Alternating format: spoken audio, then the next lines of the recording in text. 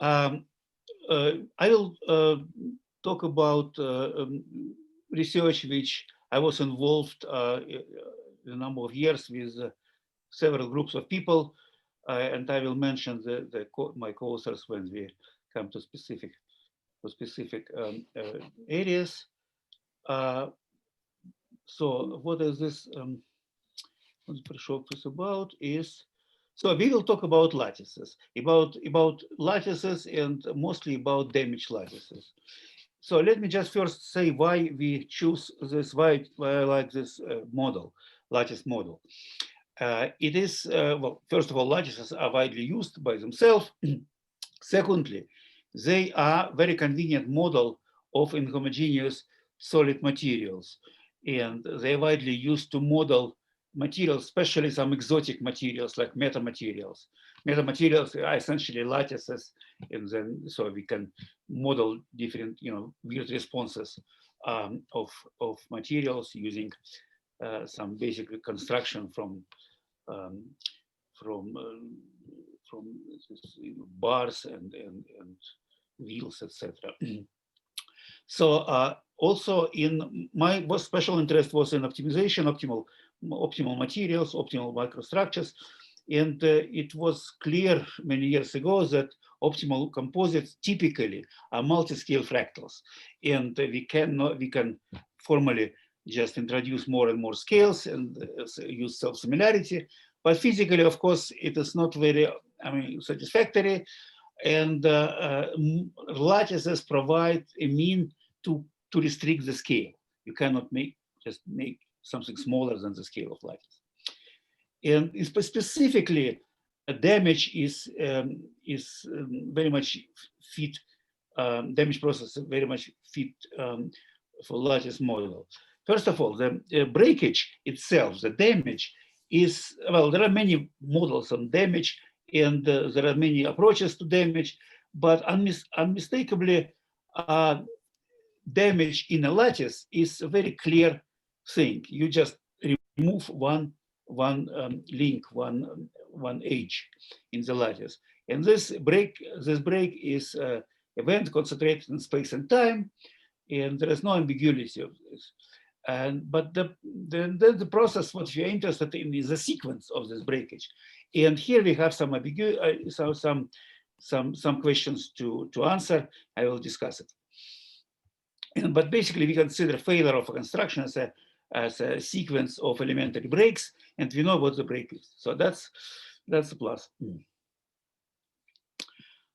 So I'll talk about three different topics today. First, we'll just look on mathematical description of lattices, namely mathematical description of compatibility in lattices, in triangle lattices, damaged lattices. This is a joint work with Andrej Cherkaev, Professor Cherkaev, who is here in this seminar, and Predrag Kralika, our student. Then I'll talk about damage criteria for quasistatic damage propagation and optimal or basically rational design of breakable lattices, optimization of lattices. This is a joint work with Michael Rifkin from Tel Aviv University. And finally, I'll talk about dynamics of breakable lattices, and especially we'll introduce this concept of sacrificial elements or weighting elements. So this means to make lattices stronger, or exactly in that mean when they're broken.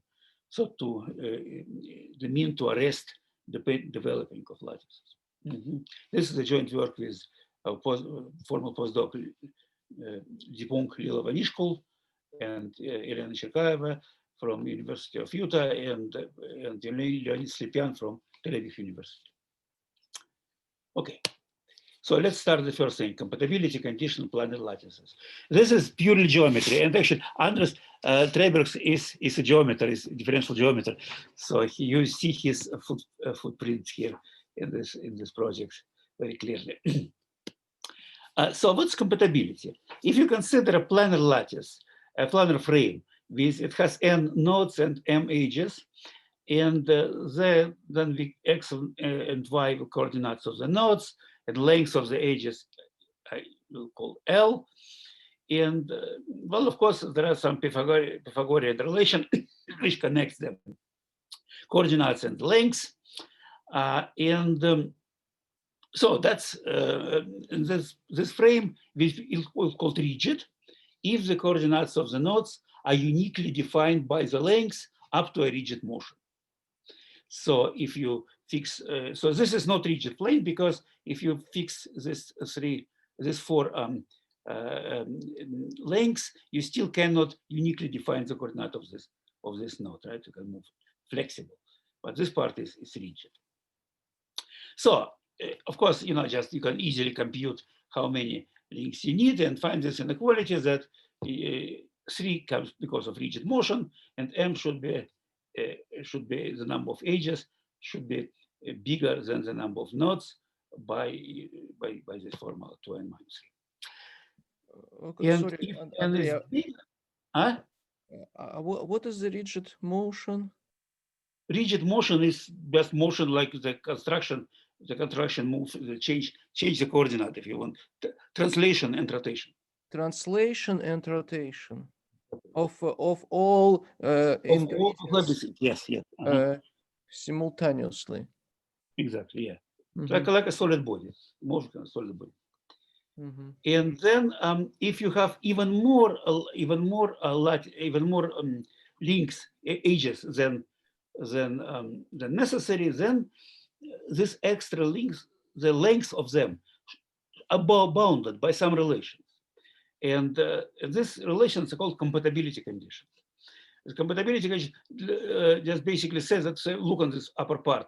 If I remove this edge, and I want, so I still know the distance between these 2 points, and so the length of this guy is fixed. I cannot arbitrarily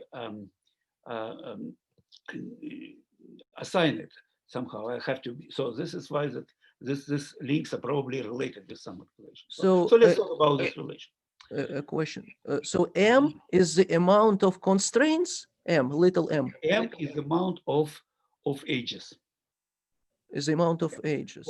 For each edge is by Pythagorean theorem relates to the nodes. Okay, compatibility condition is m greater than 2n plus 3. And n is what? Actually, it should be minus 3. And well, m is number of, sorry. No, n. N is number of nodes. 2n is the number of degrees of freedom in the nodes. Okay, then m is what? And m is the number of bars, of links. Oh, yes, that's what I asked. And m is the number of constraints. Yeah. Well, okay, yeah, if you want. But we want to say that sometimes these constraints are not compatible, or sometimes they should be compatible. I'll explain in a second what it is. So, but I just want to say that Cauchy deformation tensor is very similar. We have this displacement gradient, but then we have Cauchy deformation tensor is not arbitrary tensor. It is subject to some differential constraints, which is limit of compatibility condition. So this is compatibility. Okay, sorry, once again. So it says that if you have a sufficient amount of bars, then it will be compatible. No, if you have, okay, this is exactly what it means. Consider this lattice, right? It has 4 nodes. It has six edges, right? And so look, so the lengths of these edges are not arbitrary. Look on this red edge. Its length is defined by the length of the remaining length of remaining bars, which means that this L6 is a function of the remaining one, or there is one function which joined all of this together. You cannot choose. You can choose arbitrary, more or less, if inequalities are satisfied. 5 of these links, but the 6th one, the last one, is could be computed. It cannot be assigned arbitrarily. And therefore, we could say that these 6 lengths are bounded by some relation. This relation is called compatibility. So how to find this relation?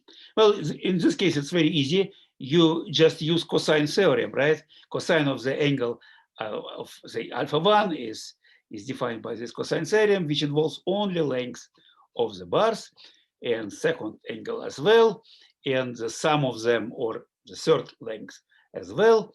And since the sum of angles is 2 pi, or if you want, just simplify cosine just using trigonometry, and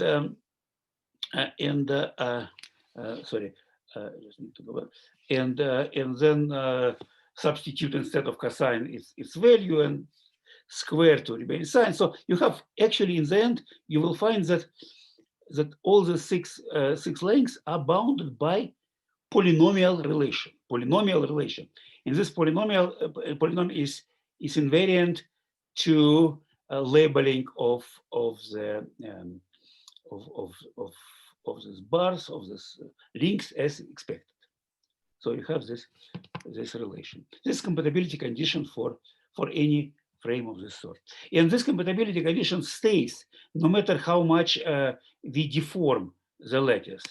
This is okay, this example. So you deform the lattice, but in the new configuration, the same relation holds. Okay? So this relation is a compatibility. It's additional constraints of excessive number of edges. So well, every plane region could be triangulated, and so we can just look on triangle lattice, and we look and we can ask what is compatibility condition triangle lattices, how many of them, and how they look like. So the theorem is that we have as many compatibility conditions as many inner nodes the lattice has. So the idea is very simple. You have some inner point, inner node, and around this node, it's inner because it's surrounded by triangles.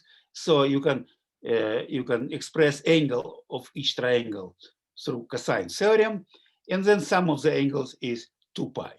And so if you just since each angle is a function of the length, the sum of the angles is 2 pi. We have a relation between lengths of surrounding of this domain surrounding the node, and the same is true for other one, and so on.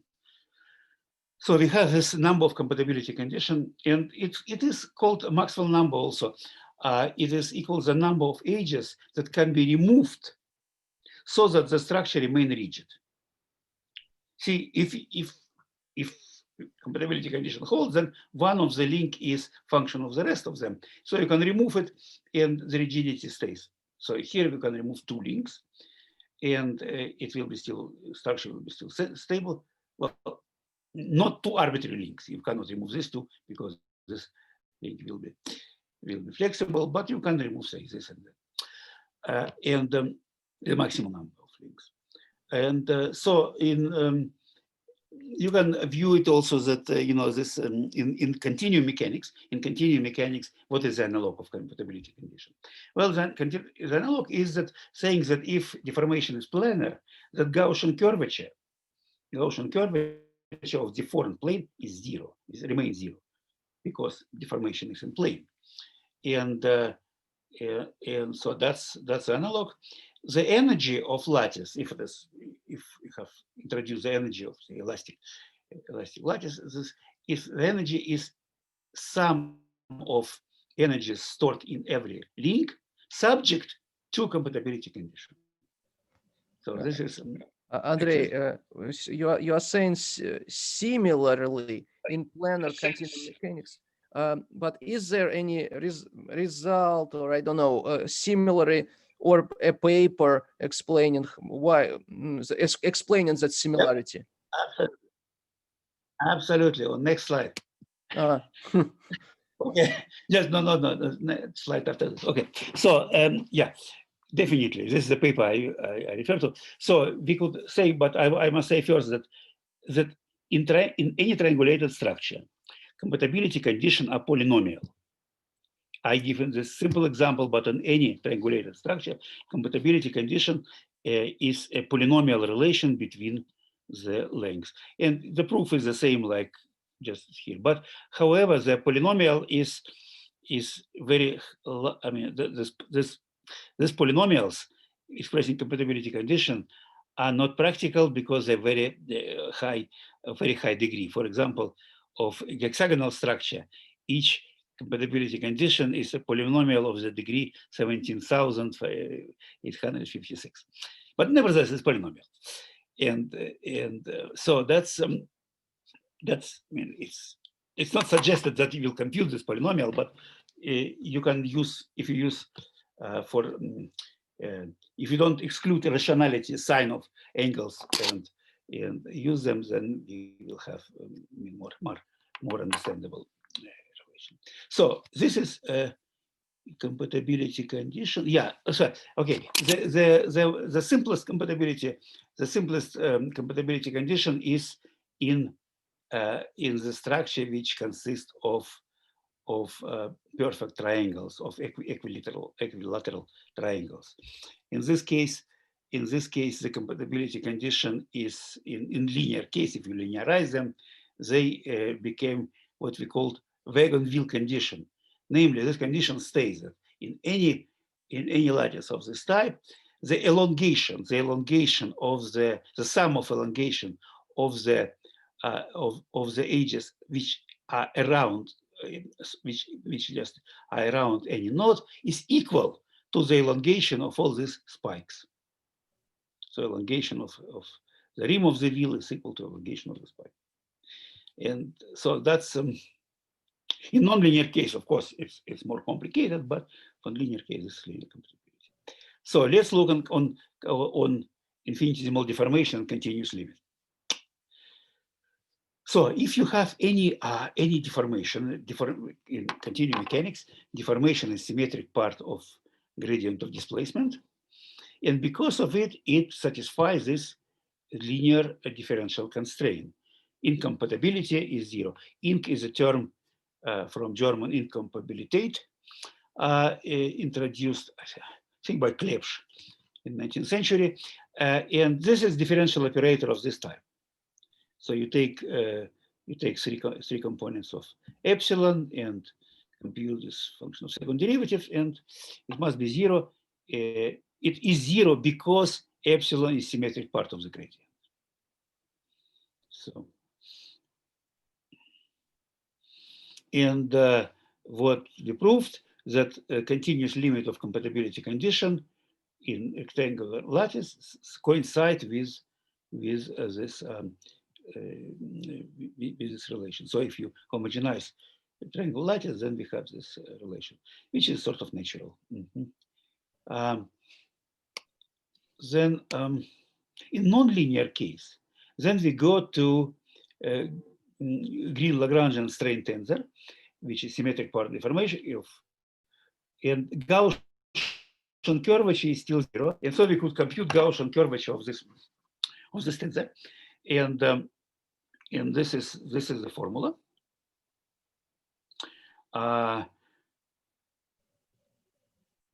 And so anyway, without any detail, I could just tell you the fact that continuous limit of triangle lattice compatibility condition coincides with the above condition. This is the proof for nonlinear large deformations. No matter how large the deformation is, continuous limit will correspond to. I mean, it should correspond, of course, to the condition in Green-Lagrangian tensor, because Gaussian curvature is 0, must remain 0. And so, but the proof is rather special. You have to compute the elongation up to the, not up to the epsilon, but up to the epsilon square. And basically what is used is Alexandrov's theory of differential geometry or polyhedra. The problem is that polyhedra has some specifics that, the curvature is either zero or singular is delta function, and well, some specific formalism is involved. But anyway, this is the result. So compatibility conditions, to summarize, are similar to the compatibility condition in continuum mechanics. In continuum, we have infinitesimal deformation is subject to that constraint, and in lattices, they're subject to, well, this operator is basically projection of the connectivity matrix to the number of links. And in finite deformation, we have also the same singularity, and the energy is function of elongation subject to compatibility condition. The only difference is that, unlike in continuum case, duality, there are two differences. You cannot use duality theorem easily, because when you use duality theorem, any duality statement in lattices, you need to pass from the lattice you consider to the dual lattice. For example, for triangle lattice, you have to go to hexagonal lattice. And so we don't have these features in continuum. And also, unlike compatibility condition, linear compatibility condition in lattices, they miss compatibility of parallel edges. So if you have these two edges are parallel, you can move this point vertically. Elongation will be of the order of square of the distance, and linear compatibility condition will not recognize this motion. Otherwise, I mean, you can basically, all the statements in continuum mechanics could be extended to lattices, or all other statements. So now, what the integral form of compatibility? Integrability is divergence. And therefore, if you sum up compatibility condition for all, say, edges inside of some domain, the conditions in the inner lattices cancel, exactly like in divergence theorem. And what is remain is the compatibility on the boundaries. So here is the result. If you just sum up of compatibility conditions, you end up with the following statement: that sum of elongation of that convex, we dealing with convex this time, with a convex configuration, sum of elongation of the convex, of the outer boundary of the convex domain is equal to sum of elongation of the inner boundary plus elongations of this links on the edges. So if you elongate this one, you have to elongate the other one as well. And so that's, and of course, well, this is just result of just summation, nothing else. But if you have more general situation, of course, then the rules are a little bit changed, because this mainly this intermediate links, they are positive, for you have to add or subtract the length depending on the convexity of the part of the domain you are dealing with. So, but that's here as it was. I mean, it's some more or less obvious classification of these cases. But yeah, so it means that even if you have hole inside, then in order to make this construction rigid, you need to have two layers, first of all, which is obvious, and then the relation between this it is rigid, and therefore the relation between elongation of external and interior components of the boundary are linked. So continuous limit is an interesting thing here, because we could look on this. It is of the integral of this ink and of compatibility condition in continuum mechanics. It is reduced to integral of the contour over that combination. And you see, K is curvature. enter this problem. So if you want to apply this formula to check compatibility condition to the lattice, we have to recognize that K curvature is 0 everywhere except of the edges. In the edges, curvature is delta function with intensity proportional to the angle. So you have to work with this formula a little bit and evaluate these integrals, and finally we could see.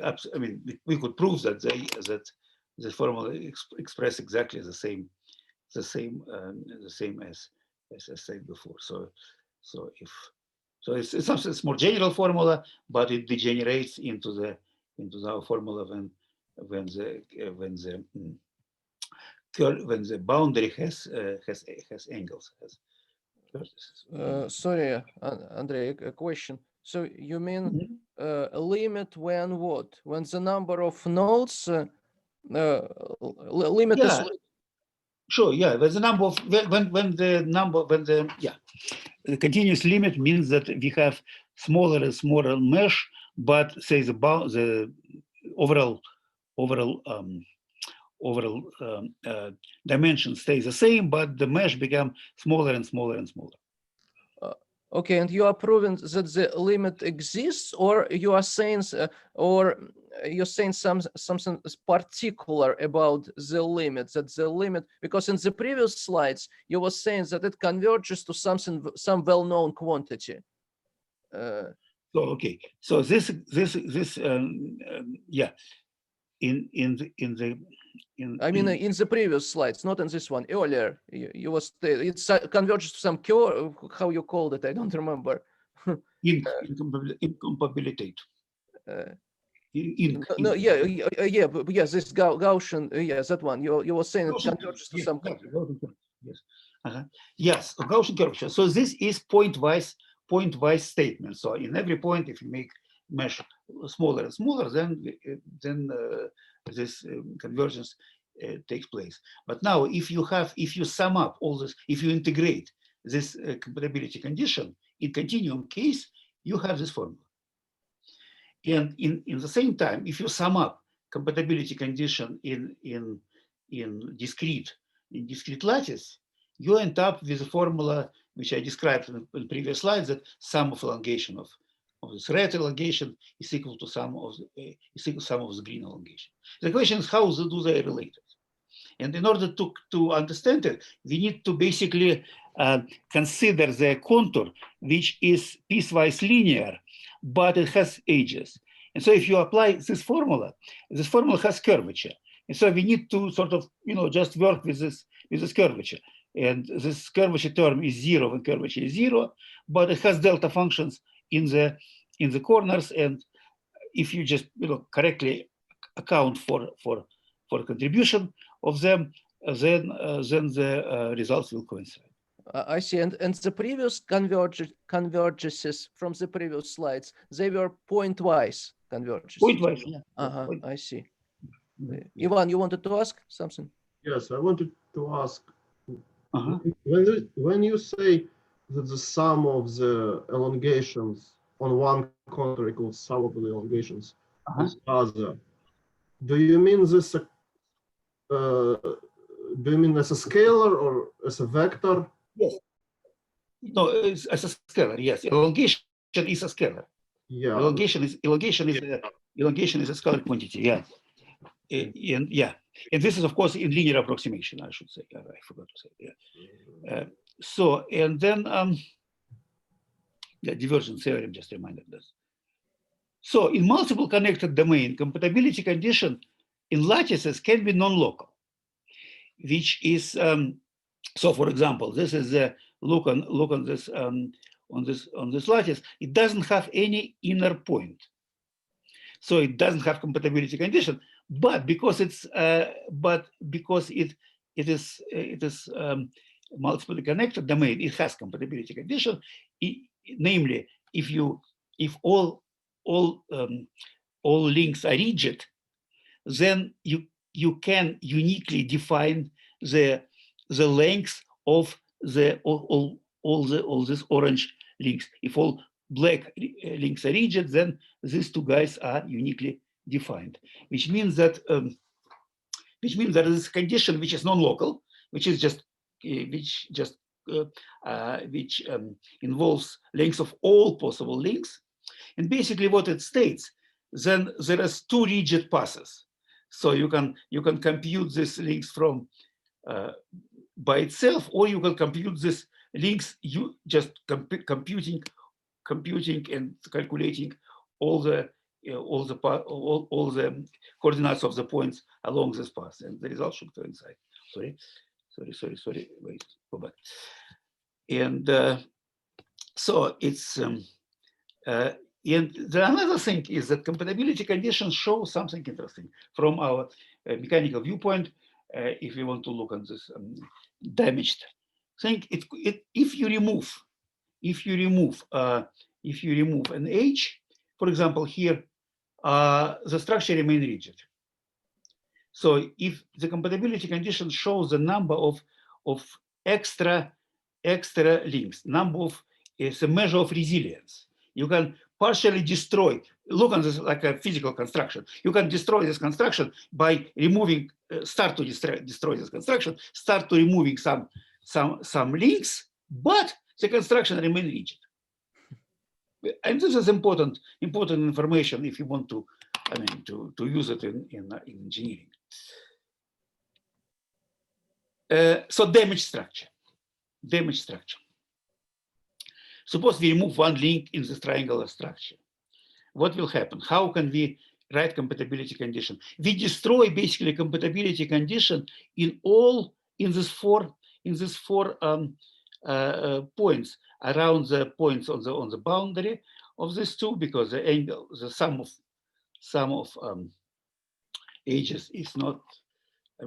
Some of inner edges, some of external edges are similar, but one edge is absent, so we cannot say anything. But what we can say is that this link, this distance is equal, whether or not we compute it from the right wheel, or from the right wheel, from the upper wheel, or from the lower wheel. So we have actually three relations between larger number of links. And so instead of four independent compatibility conditions, we have three compatibility conditions which join this four links around four edges. So it's like a global that you was talking. It becomes more global. It's not global yet. It is just but the area the area increases. I see. Yeah. And so it's not, in the end, the operator could be non-local if you have more and more edges. And finally, if you just have a lot of damage, it will just global is when there is a hole. Yeah. No, well, not. Depending on the size of the hole. Yeah, that's right. But this is actually a big question. So what we can say for sure that compatibility condition is a linear operator. It is local linear operator is if damage is, say, very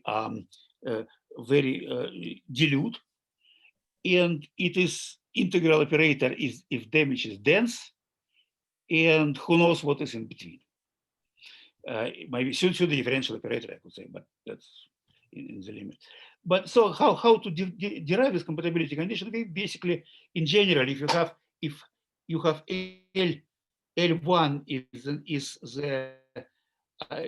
so total number of lengths could be divided into removed lengths, removed and non-removed, and then if we could basically just express we could exclude from this linear constraint the removed links, and end up with the remaining links, and we have this projection as compatibility condition. So that's it's still a linear operator, but what is important is that this operator has larger and larger domain, larger and larger domain, and finally it became non-local. So what is another thing is that any lattice, no matter what the lattice is, could be viewed as triangulated lattice with removed with some removed links. So therefore, this theory is automatically valid for all lattices. And this is the example of non-local compatibility condition. See, we have this I mean, it is rigid only because of those additional links of these triangles, which make it rigid. If you remove one of the triangle, the rigidity will be lost, and the sequence of links could become flexible. So that's, and this now now the main question of this business. So okay, if you have this linear triangle lattice, and if you remove all conditions in only n links and make it sort of soft path around it, the lattice could lose its compatibility. But if lattice is ideally designed, it could sustain removing n squared by 3 lattices, this is exactly what is shown here. Almost all lattices are removed, and one third of links are removed, and lattice is still rigid. So the question is how to design. Is it possible to design a lattice to predict that if it is impacted, then more than half of links will be removed, and it still is rigid. So is that why that question is like practical or what? Well, because suppose you have a bumper, right? You want to make a bumper, and you want or some construction, or something like protective structure, it's called, anything which works against impact, and you want to dissipate the energy of the impact by destroying partially this construction, but you want to have it in one piece. Mm-hmm. So you want to basically have as much damage as possible without destruction of construction. This is what I will talk about in the rest of my talk. Yeah, I see. So this is okay. So just I could say this. This is how we could design. Suppose we have undamaged lattice. We apply some impact, and in poorly designed structure, you just go from one stage to another one and straight to the final state when the structure is just falls apart. But if you design smartly, you can just make this damage wiggle in a sense, right? Just design more and more and more, and finally it will be destroyed. But this destruction will take much more energy, maybe many times more energy than in naively designed structure. So this is what we will do. And we will do two different approaches. I will just talk first approaches. We will just model mostly numerically, modeling of damage spread in the beam lattice and robust design of this structure, which is optimal from this perspective. So we used different model here, beam lattice. My co-author is an engineer, and he does not like, he likes only beams. He says that otherwise it is strings. And yeah, so anyway, so what's the difference? Beam has three modes of deformation: stretching, like a usual rods, plus two modes of bending, symmetric and non-symmetric. Say anti-symmetric mode of bending has the same angles, but it just, so it has three modes, and therefore, I mean, it's basically like also it's linear system, but we can just look on the equations and see that on each end of this beam is forces are applied, and vertical horizontal forces and momentum, and then so then the difference of this forces and momentum should be zero, and this is the equilibrium condition of the lattice. So anyway, I will not, physically I think it's clear. It may be a little bit messy algebraically, but we will not talk about it.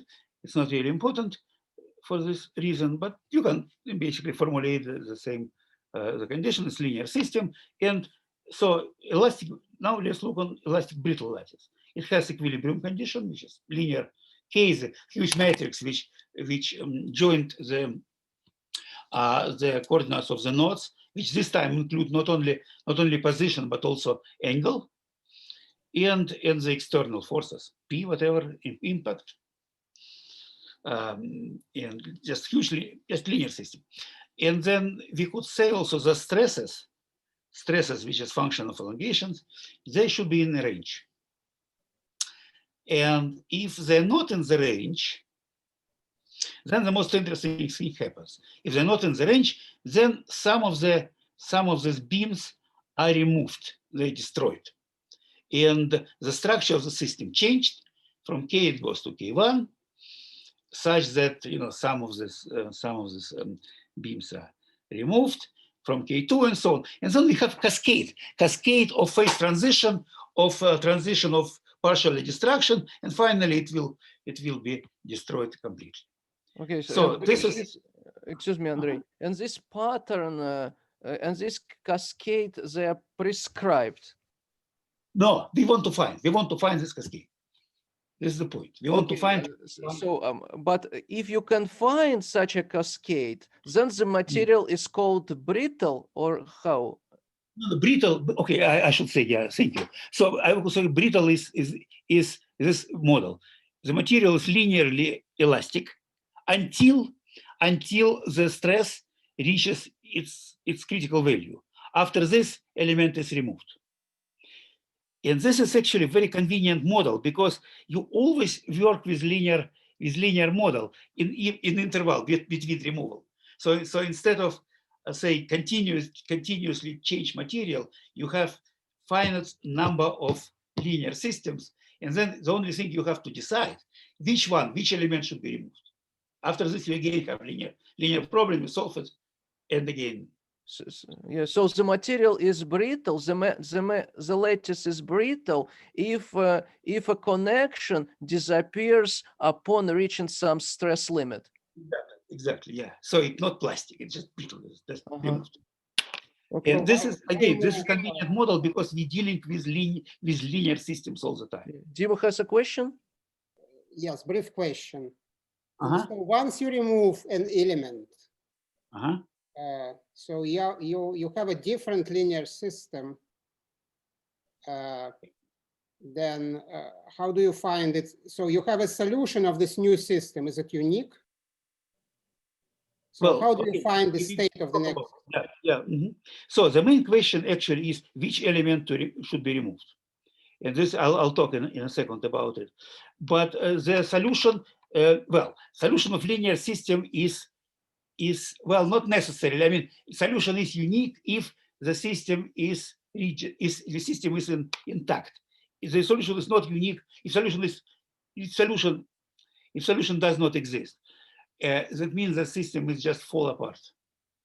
And this definitely is a possibility. But if you have this, cascade of the systems, you might just look on this, the structure become weaker and weaker and weaker. In the end, of course, it will be destroyed. Or maybe some elements of the system will be let loose, and then the construction will be not unique. So that's, If you find a solution and it's again outside this interval, then it's a question which one to remove. Sort of next. Yes, this is what I want to talk now. This is the most important and actually tricky question. But before, so we consider two different lattices, and the hexagonal lattice is still strong, rigid, because all the beams have this bending resistance. And this structure is called bending dominated. And of course, it is much weaker. I mean, much softer than the triangular structure, which is called stretch dominated, because they also have angles, but the dominated force is stretch. And of course, yeah. So that's a comment about numerical scheme. What we did, so the structure, if structure is periodic, but loading is not, then we use this discrete transform method developed by my co-author Rifkin with Nuller. And the idea is the following, that you introduce different load, you use discrete Fourier transform, and you introduce the loading. When you do discrete Fourier transform, the structure is the same if the structure is periodic. Then the only difference is in loading, and then you can basically look on this Fourier transform of loading to mimic the different loading in different places. But the damage of the beam makes the structure non-periodic, and this damage was in this now program was mimicked by applying the fictitious pair of forces and fictitious moments that compensate the reaction of this particular removed link, so that the outside system feels that there is nothing there, basically, because whatever resistance this link offers, it will be compensated by the applying artificial moment. Again, it's a sort of just comment before I go to the result. Okay, so this is how we remove the link. In the beginning, it looks like it's a trivial problem. However, if you look a little bit closer, you find some interesting things. So consider the situation. You have one beam and you break it somewhere.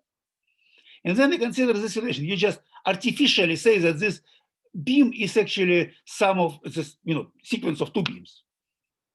Nothing physically changed. And so if the beam breaks, it breaks in one random point. It could be either to the left or to the right. We don't know. So which means that these two beams are equally loaded, and only one of them breaks, but not both.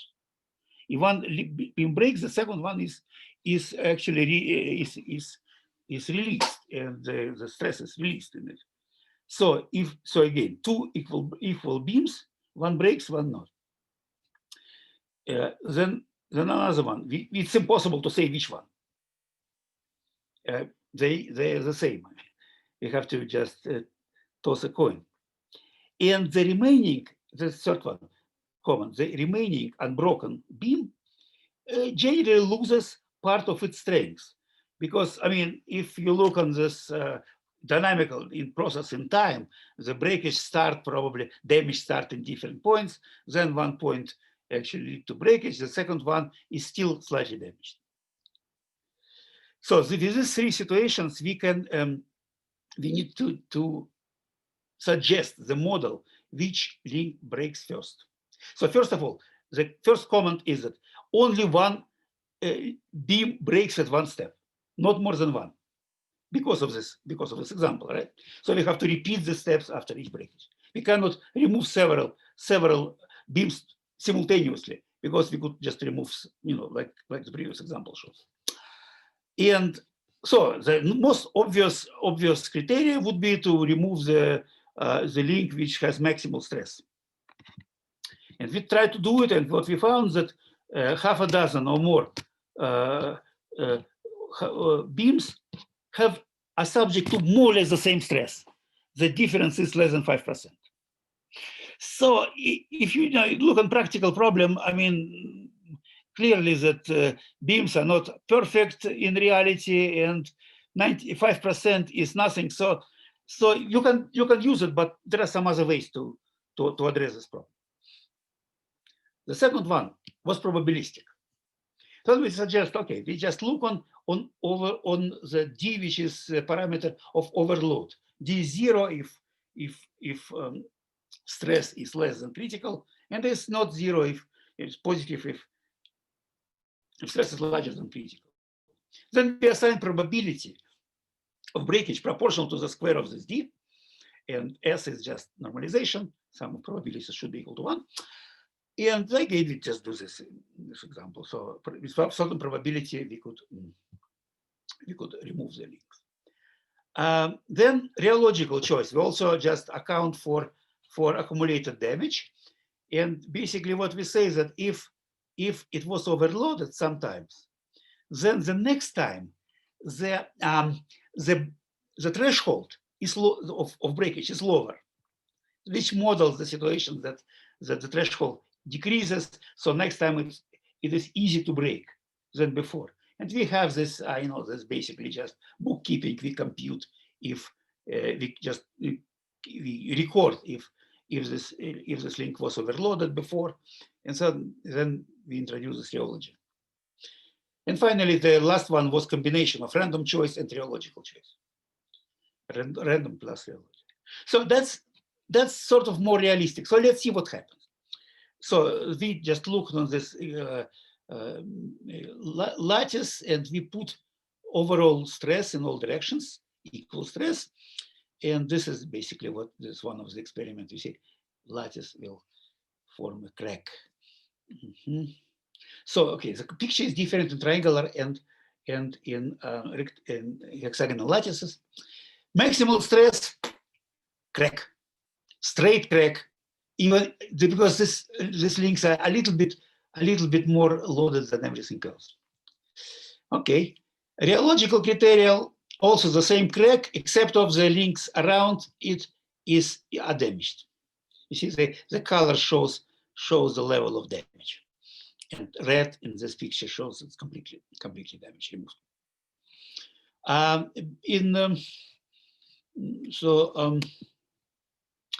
Randomness, well, also, I mean, the idea is that basically we have this crack which goes in spite of symmetric loading, in all directions symmetric. The crack, when it forms in the beginning, it propagates in one direction. Here is a little bit some kicks, but still it's more or less the same. Yeah, it's more or less the same. Initial floor also, if you just make several seats of this floor, just remove triangle, still we have more or less the same picture. Maximal size of defect grows more or less linearly. So what is about bending dominated? What do we have? Fracture of we have loop and instruction of hexagonal lattice. This picture is different. Maximal stress, you have crack but wiggly. In material memory, it's more like a spot. And in random choice, clearly we have a spot instead of crack, which is better. So why not to use this is maximal diameter. See, diameter grows much smaller. Okay, believe me, I will not go to this. But okay, so looks like hexagonal lattice is better, but it is weak. Hexagonal lattice is weak. Andrej, so is there a criterion somehow? I think you just mentioned that you mentioned some size, the criterion by which you decide what, which crack is better and which is worse. So right now, I mean, in this talk, I just refer to visual picture. Crack is here. You have a spot clearly, and we have weak. But of course, we measure. Of course, we measure, and we measure the maximum diameter of the defect. And if the crack is large, and defect after 40 steps, what is the diameter of the defect? And we measure several other configurations. We actually number of breaks, just say maximum diameter. Then we mentioned diameter of the zone of breakage, if there are several of them. And what else? We must say 4 parameters. I'll tell in a second when we come to this point. Okay.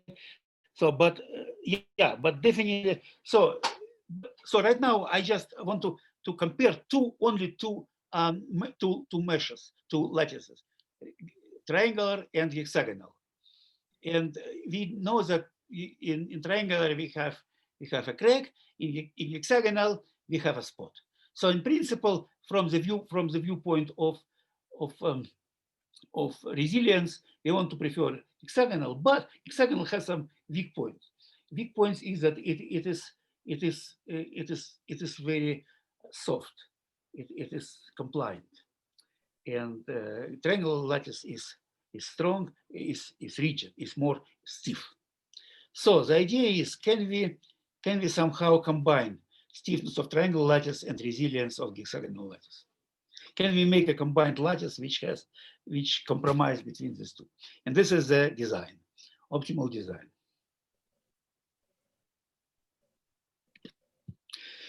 Okay, so this is very special optimal design problem. The specific is that we don't know when this damage will start. Generally, if we talk about construction of material, we might even know from what direction the impact would be applied. So we have a lot of uncertainty, and as we know, as we see that this process is very unstable. Even if we apply uniform loading from all directions, one direction will be randomly chosen, and then crack will propagate in that direction. So how can we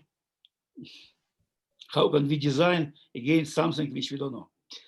And this, we worked on this problem with Andrej Cherkaev, and we were inspired by a miniature theorem, famous theorem, which says that every differentiable symmetry of the action of a physical system has a corresponding conservation law.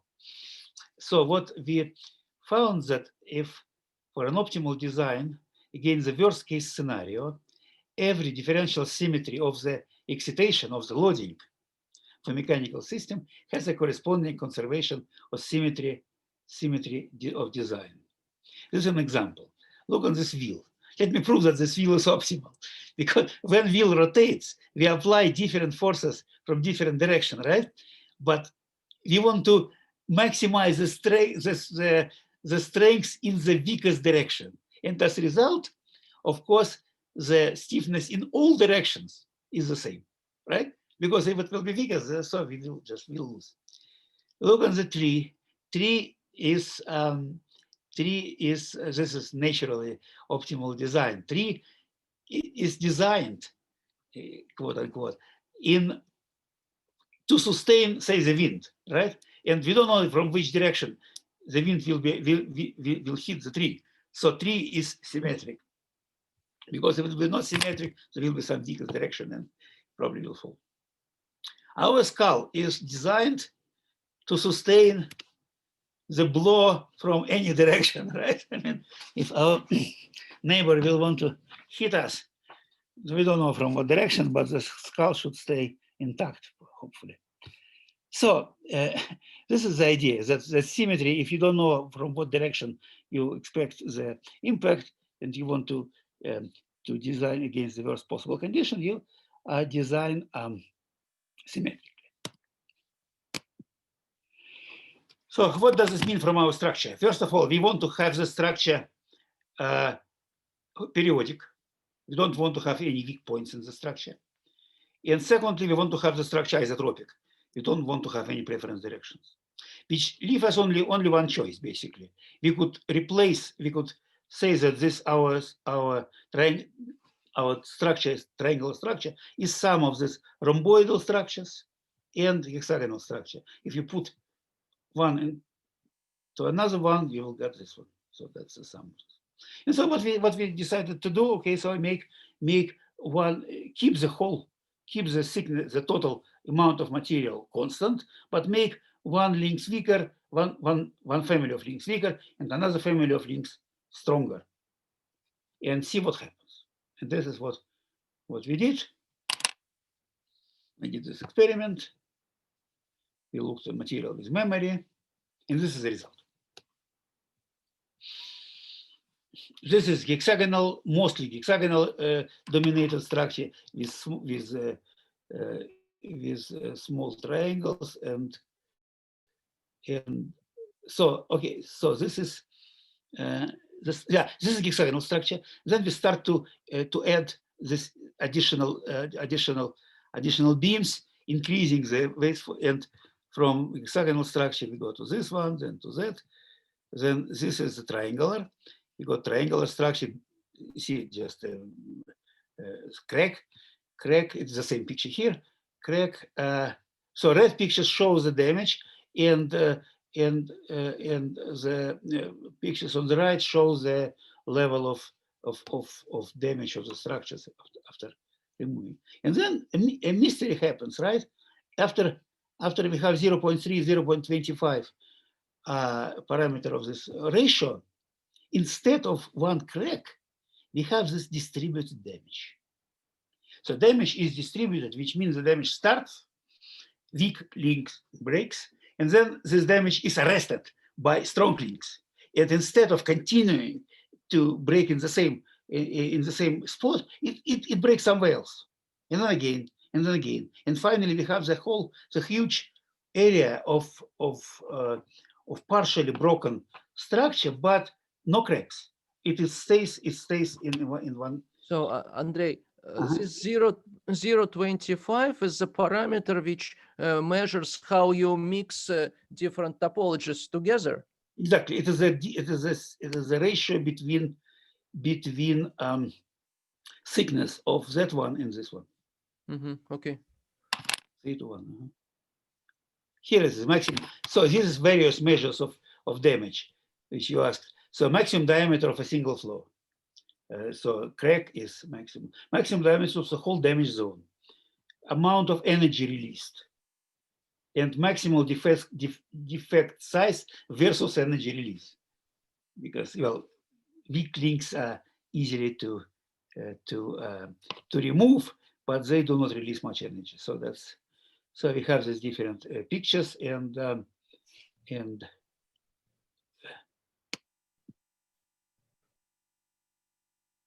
so this is again the picture 3 to 1. See this? So more, and this is the element of the structure, and this again is just different realization of the thing. You see the element is micro cracks are initiated but arrested, initiated another place, arrested again. Which is pretty, I think, good result because we don't. I mean, it's very robust. We don't have much room to control, but we can do whatever we can. And okay, so finally, let's just a couple of pictures. That's it. So dynamics. We start actually with dynamics, and this is called weighting link structure, and sometimes now it's called sacrificial link structure. So now we want to look on dynamics and waves of damage. When damage occurs, just major process happens, and the waves of damage could be spread, and these waves play twofold role. On one hand, it just sends away energy of impact away from the zone of contact, which is good. So it's, on the other hand, it also overloads the links, and which is bad because it causes additional damage. We have no ambiguity in choosing the sequence of the damage because dynamics will do for us. I mean, everything. We have this ambiguity because we have quasi-static. But at the same time, this model requires introducing new parameters like inertia, time of breakage, viscosity, maybe, etc., which is also sort of, we have to assume these parameters as well. So that's a minus. So this is the idea of construction called bistable structure. See, look on this geometry. What happens if this is of course, well, I mean the size are this is not, I mean the real size, the real curvature is much smaller than this. But suppose I start to move this element, and this element breaks, the central element breaks at a certain point. But instead of total breakage, these two other elements, which were curved and were not visible, called weighting elements, are activated, and the stress strain diagram looks like this. First, one element works, mostly breakage, another element starts to work. And so what we gain additional displacement and again force. So that's elastic brittle. That's okay. Finally, and elastic plastic. Now we got a plasticity. So if we have a plastic bar, we know that a neck is developed. and neck, and then finally it will break. So in this case, neck is developed and then arrested, because when neck is developed, elongation increases and the previously curved parts of this element is flattened and offer new resistance, and this is how it works. See, instead of being being just involved in unstable and therefore just result which lead to the breakage, the thing will arrest it and the element again regain its strength. And so this is a picture. Okay, oops, I will. So let me explain first, and then I show you again this picture. This is these two different rods. One has this four weighting links. Another one is just straight, and we just elongate both of them. See, the conventional one breaks in certain point, and then the process continues. This one breaks in 4 points. And you see, in some sense, we break this rope, not across it, but along it. You see, along it. One breaks, second breaks, third, fourth, and only after this, it breaks completely. So this is the energy. The energy is, see, first break, second break, second. And this thing mimics, in a sense, plasticity. Because when, I mean, basically when the stress, the stress reaches a certain point, element breaks, the stress released, reach the same point. For some reason, it has reached a little bit. It's plasticity with what's called so it's, I mean, it's almost plasticity, but it sort of mimics the plasticity. And the energy which is released is much more than, of course, the energy which released in one breakage in single. So that was the idea, and then we actually describe the thing analytically. You see, the same idea. Then the system is linear everywhere except of the point of breakage. Now, if these instances of breakage are also regular, say periodic, one after another, after another, after another, then we could basically assume periodicity of this of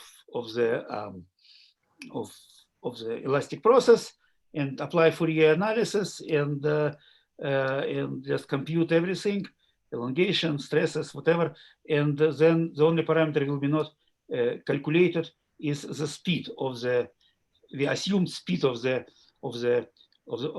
breakage. Assume this, and then in the end we can just use the condition, algebraical condition, to find this speed by saying that the breakage occurs when the distance is equal to the critical one. So it's again, it's rather technical paper, but it's, I mean, ideologically it's like quite clear. The point is that it is a very nonlinear system, but nonlinearity is extremely simple. Nonlinearity is just Heaviside function, nothing else. Applied force, release force, applied force, release force. So, and this applying and releasing force mimics the